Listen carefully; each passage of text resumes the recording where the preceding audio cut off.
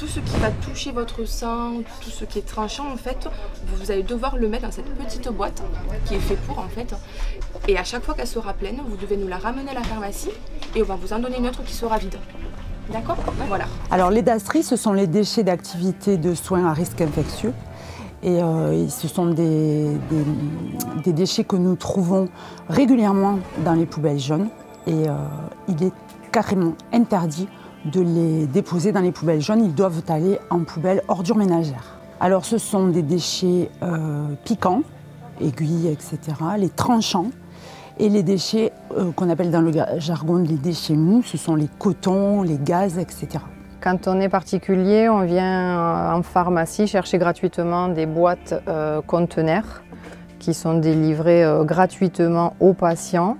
Le patient y met ses déchets tranchants qui ont été souillés par le sang et le referme et le ramène fermé à la pharmacie qui, elle, va le mettre dans le collecteur. Les patients qui peuvent bénéficier de ces DASRI, en règle générale, ce sont souvent des diabétiques, des patients atteints d'infection du VIH, maladies auto-immunes. DASRI, c'est une société agréée par l'État qui a pour rôle de collecter des cotaxes pour justement financer tout le traitement des déchets de soins produits par les particuliers. Et depuis la pharmacie, avec la fameuse boîte jaune, il n'y a plus de manipulation manuelle. Tout est automatisé. Et effectivement, au niveau régional, c'est au niveau des Pyrénées-Orientales qui sont traités à l'usine d'incinération, puisque l'usine d'incinération a la capacité de monter des fours à plus de 1000 degrés et donc d'éliminer tous les pathogènes qu'il peut y avoir au niveau de ces produits.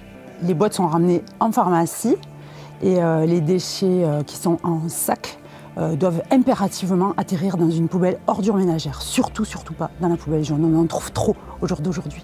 Le rôle des pharmacies, de récupérer tout ce qui est objet non tranchant mais qui a été souillé dans des sacs plastiques qui sont dans les soins des pansements post-opératoires délivrés par les médecins chirurgiens.